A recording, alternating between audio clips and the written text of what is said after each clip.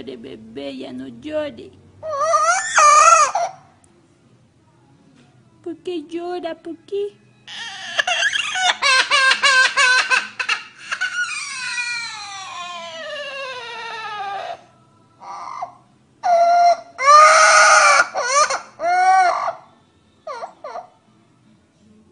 Ya no llore, ya no llore.